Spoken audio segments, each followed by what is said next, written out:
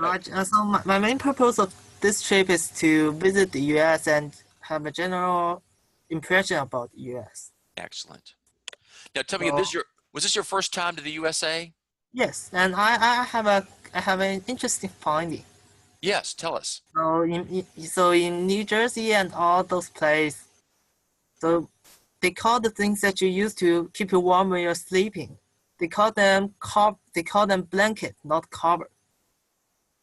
Okay. In China we learned that we should call it cover. But yes, but at here I just tell the waiter at the desk, I said, would you please deliver an extra cover to room blah blah blah. Yeah.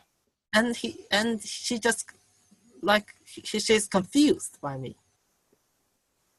And Wow. I said several times, and she said that, oh, you mean blanket? Oh, you mean blanket? And so then it's my turn to be confused. So I don't know what she means, because in my mind the blanket is like a thin, like a thin cover, and there's nothing to. It's just a thin cover, not that thick, and can keep people really warm. Interesting. So and then but I guess that he might mean cover, so I said yes. So when you say cover, you mean Chinese like mianbei? Yes.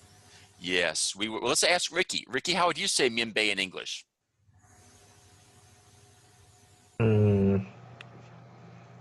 Blanket. Blanket. Yes. Americans say blanket. So you were taught cover like in your Chinese schools? Yes. Wow. And I searched on the internet. It also tells me that it should be called cover. According to who? What website said that? Baidu. Well, yes. Baidu is wrong. Trust Ricky and trust Mr. Dryer. The answer is blanket. And yeah. So this is a wonderful example of why it's important to learn real English. I mean, you had a great at TOEFL. Your TOEFL is fantastic. In that case, you were just taught wrong. Someone told you cover. We can say cover up. We can say cover up. Hey, how's it going there, Hugo? Good to see you, man. Happy New Year. Glad you made it, Hugo. We're hearing some cool stories from Dave about his trip to New York. And let's ask Hugo. Hugo, how would you say, just walking in here, how would you say the Chinese word mianbei in English? Blanket. Blanket. There you go. Okay. Hey, Cindy. I'm glad you're back. Sorry. That's okay. Well, it's all good. I know sometimes, Hugo's from a Canadian background. Sometimes Canadian English and U.S. English is different.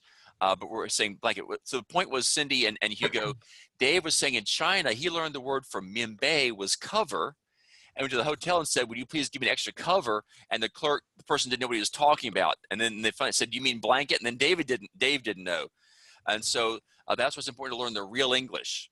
But we would say normally a blanket. So again, you can say cover up, gai mianbei, cover up, you can say it that way. And I have heard it called covers, but blanket is more common. Yeah. Very good. So Dave, tell me, the blanket story relates to this. To what degree did your online Dryer coaching classes help you go to America and talk to people? Yes, it helps me a lot. Other than blanket, how else has it helped you? No, it helped me. It helps. It's like even those people who have some strong accent, I can still partly understand them. Really?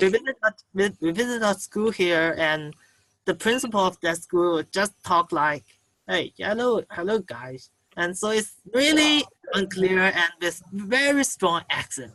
Okay. And I was like, I feel crazy about it. Because it's so odd and hard to understand. But you can understand most, but you still kind of get most of it, though. Yes, I can get a big part of it. A big part of it, yeah. Yes. But also because I can guess what he would say. That's funny. It's just to welcome us for visiting them. Also, it's just like that. So I can still, like by listening and by guessing, I can still get most of its meaning. Very cool. very cool.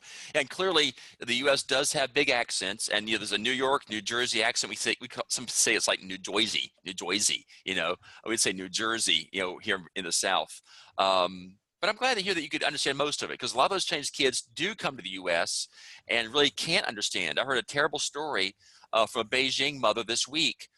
She knew a kid who was in Beijing, had good English grades, good TOEFL, came to the U.S., good at TOEFL, getting to college, and could not understand what the teachers were talking about. The professors went over his or her head, and the poor kid had to leave school, kicked out or failed out or whatever, had to go back to Beijing, reapply from scratch.